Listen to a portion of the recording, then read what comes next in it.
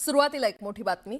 मुरलीधर मोहोळ यांनी मुख्यमंत्र्यांची भेट घेतली आहे। दोन्ही नेत्यांमध्ये 40 मिनिटे चर्चा झाल्याची माहिती आहे। शिवसेनेचे नेते रवींद्र धंगेकरांनी मोहोळ यांच्यावर आरोपांची राळ उठवली आहे आणि धंगेकर रोजच मोहोळ यांच्यावर आरोप करतायत। या प्रकरणी मोहोळ यांनी मुख्यमंत्र्यांची भेट घेत तक्रार केली आहे। एकनाथ शिंदेंसोबत याबाबत चर्चा करू असं आश्वासन मुख्यमंत्र्यांनी यावेळी मोहोळ यांना दिल्याची सूत्रांची माहिती आहे।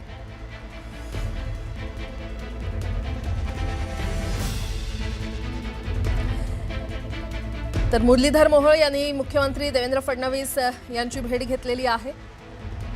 वर्षावर त्यांची ही भेट झाली।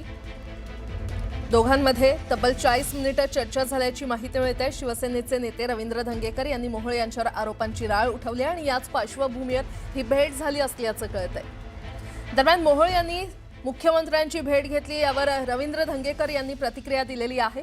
राज्य सरकारची ओळख गतिमान सरकार म्हणून आहे, पण ज्या गतिमानानं जैन मंदिराची जागा खाण्याचा प्रयत्न बिल्डरच्या माध्यमातून केला गेला त्याचा जाब विचारतोय। हे सगळे बिल्डर मुरलीधर मोहोळ यांचे हस्तक आहेत। सगळा व्यवहार संशयास्पद आहे। मुरलीधर मोहोळ यांनी या सगळ्याचा खुलासा करावा।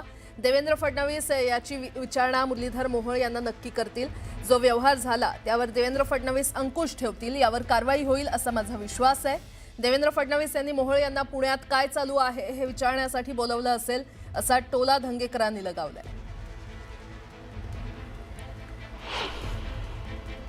जैन मंदिर ज्या गतिमानाने खाण्याचा प्रयत्न बिल्डरांच्या माध्यमातून केला त्याचा जाब मी विचारतोय आणि हे सगळे बिल्डर माननीय मुरलीधर मोहोळ यांच्या हस्तक आहेत आणि हा सगळा व्यवहार बँकेचा असेल, रजिस्ट्रेशनचा असेल, हा सगळा व्यवहार मी धर्मदायित्वाचा ह्या व्यवहारामध्ये संशयाची पाल ही मुरलीधर मोहोळवर जाती।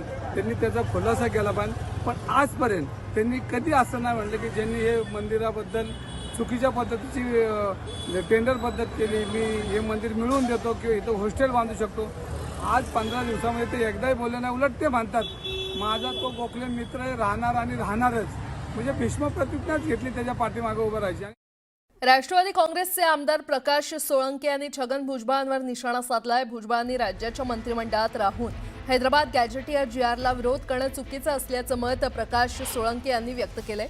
जीआरला विरोध करायचा असेल तर त्यांनी मंत्रिमंडळातून बाहेर पडावं असा सल्ला देखील सोळंकेंनी दिलाय। तसंच पंकजा मुंडे या गोपीनाथ मुंडेंच्या वारसदार असून आता वारसदारांची चर्चा करणं चूक असल्याचं सोळंके यांनी म्हटलंय।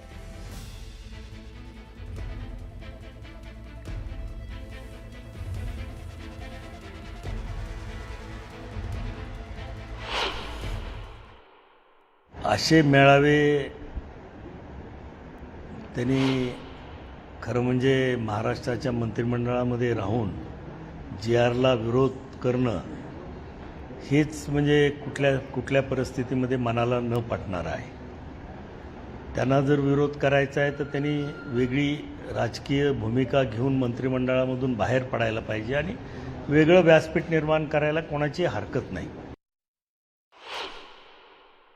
स्वतः गोपीनाथरावनी त्यांच्या हयातीत पंकजाताईंना वारसदार म्हणून निवडलेलं आहे। त्याच्यामुळे आता तो प्रश्न निर्माण करण्याचा काही प्रश्न आहे असं मला वाटत नाही। त्याविरुद्ध जर बघितलं तर धनंजय मुंडे जरी माझ्या पक्षात असले तरी त्यांनी शेवटी आज गोपीनाथराव मुंडे यांना सोडून एक वेगळी राजकीय भूमिका घेतली किंवा घ्यावी लागली त्यांना असं म्हणू आपण, पण ती त्यांनी घेतलेली आहे। त्याच्यामुळं आता गोपीनाथरावच्या वारसदार कोण हा नव्यानं वाद उकरून त्याला चर्चा द्यायची, फोडणी द्यायची काही गरज नव्हती।